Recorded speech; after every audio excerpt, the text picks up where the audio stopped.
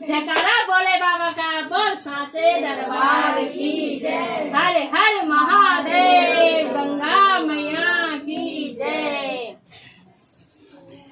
एक गुड़िया थी, ठीक है, वो बहुत ही कंजूस थी, उसके पास सब कुछ था, लेकिन उसने कभी किसी को दान नहीं दिया। कोई भिखारी आता था या भिक्षुक आता था, उसको कुछ नहीं देती थी, ठीक है। तो सब लोग उससे परेशान रहते थे कि इस बुढ़िया माई के पास सब कुछ होते हुए भी ये किसी को कुछ नहीं दे रही है, दान दक्षिणा कुछ नहीं कर रही है, ठीक है। तो भोले बाबा ने एक दिन परीक्षा लेने की सोची कि चल इस बुढ़िया माई का, मतलब भोले बाबा की बहुत बड़ी भक्त थी वो, हर सुबह शाम दिन रात भोले बाबा को ही जपती रहती थी, मतलब, ठीक है। तो भोले बाबा ने कहा कि एक दिन चलो इसकी परीक्षा ली जाती है। तो परीक्षा लेने गए भोले बाबा भिखारी के रूप में कि ये बुढ़िया माई बातें नहीं, ये बुढ़िया माई भिक्षा दे। तो बुढ़िया माई ने कहा कि बाबा अभी शाम को आना, अभी मेरे पास टाइम नहीं, मैं कुछ काम कर रही हूँ। तो भिखारी चले गए। फिर भिखारी शाम को आए, भोले बाबा जो बने हुए थे, भोले बाबा शाम को आए। तो फिर बुढ़िया ने बोला कि भोले बाबा अब तो मैं खा पी चुकी हूँ, अब मत, मेरे पास कुछ है नहीं, ऐसा करना कल आना, ठीक है। फिर भोले बाबा चले गए। फिर भोले बाबा दूसरे दिन आते हैं कि बुढ़िया माई अब तो दे दे। तो बुढ़िया माँ ने बोला कि तेरे को समझ में नहीं आता क्या, मैं नहीं देना चाहती तेरे को, तभी तो मैं टाल रही हूँ, हर बार मैं तेरे को मना कर रही हूँ, तू फिर भी आ जा रहा है, तेरे को शर्म नहीं आती।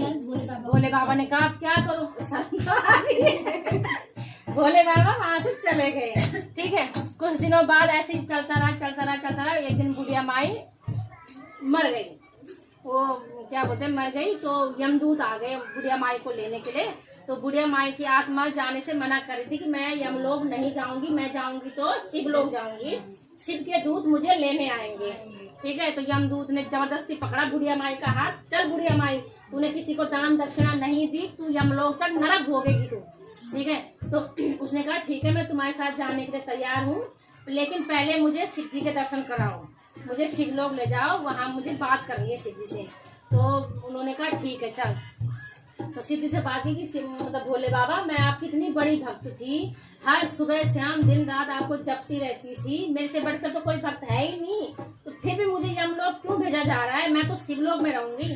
तो भोले बाबा ने कहा कि बुढ़िया माई, तूने कभी किसी को दान दक्षिणा नहीं दिया, तेरे घर से जो भी आया खाली हाथ गया, तो तू कैसे शिवलोक जा सकती है, ठीक है। कभी किसी को दान दिया हो तो उसी का हक बनता है शिवलोक में रहने का। तो बुढ़िया माई ने बोला कि अब क्या करा जाए, मुझे थोड़ा सा वक्त तो दो।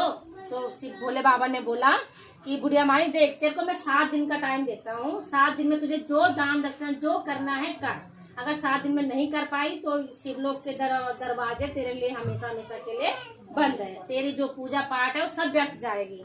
तो बुढ़िया माई ने कहा ठीक है। बुढ़िया माई फिर जिंदा हो गई।